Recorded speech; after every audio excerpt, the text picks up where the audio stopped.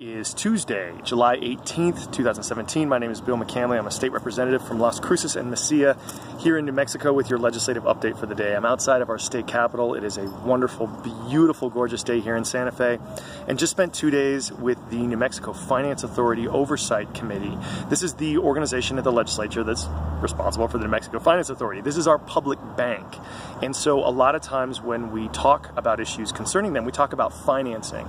And so here's some of the issues and some of the takeaways and why they're important to you that we got in the last 2 days. So the first thing we talked about yesterday was the bond rating for the state. Remember, this is the state's credit rating, and it's really important because when our bond rating drops, it's like if your credit rating drops, you borrow money for things that we would do as a state. In this case, it'd be like roads and water systems and libraries. It will cost us more to borrow. And so luckily, we did not get a downgrade from Moody's, which is the federal credit rating company, but we are in the negative future possibilities category.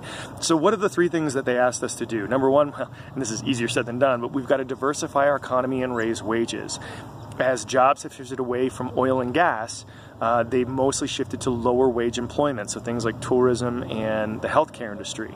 How do we diversify away our economy so they're not just reliant on oil and gas and the federal government, and then raise the wages? That'll help us with our bond rating. Number two, there's some reporting fixes we have to do and some timing issues that we've got to fix that will help us with federal with standards that are seen around the rest of the country, and we've got to try to get our reserves back up to 10%. So the prognosis this year is they'll be at about 5%. Remember, we were down to almost zero because of the recession that we're in, and we've got to try to find ways to do that. Now, how we do that and grow the economy, which needs investment in education and infrastructure, is an interesting policy question. The next thing we've got to look at is in terms of green buildings. So we had a whole presentation on local governments, school districts, and universities that have these project-based programs that allow for more efficiency and more things like solar in public buildings. And these generally tend to be better financially for public bodies as well, because you're saving money down the road on your utilities. So the more that you can do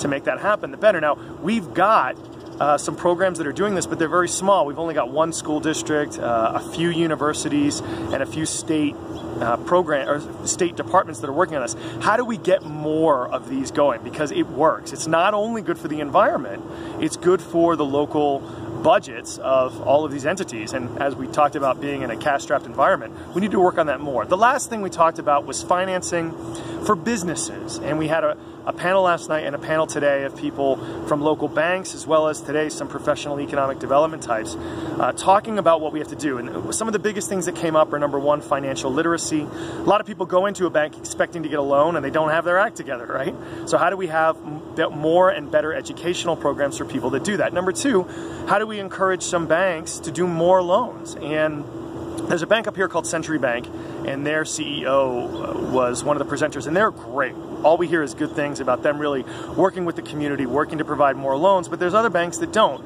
Some of this is because there's a lot of out-of-state banks that come in, and even some local banks that you think are local are actually purchased by out-of-state banks. But it's also about really encouraging them to say, how do we loosen up a little bit and provide more funding? How do you work with, for instance, the Small Business Association at the federal level? We had their guy in today saying we can get more participation from banks that way. And that last thing we need to do is we need to have more job metrics in our budget. So when we talk about the Economic Development Department, are they helping people get the financing that they need? Where are the metrics in that? With the New Mexico Finance Authority, as we were talking about, do we need to do more in terms of more public venture capital, more public lending to encourage these types of job creation activities? Because at the end of the day, that's our biggest problem in the state. We're number 2 in unemployment. We're, I think, 3rd from the bottom in terms of overall job growth at a 5-year measurement. I mean, there's all these things that are really bad, and if we can help grow the job situation in the state, you're going to start seeing a lot of these other things get a lot better. So thanks again for watching this. As always, if you have questions, comments, or concerns on these or any of the issues, I would love to answer them if I can, and I hope everyone has a great rest of your week. Bye.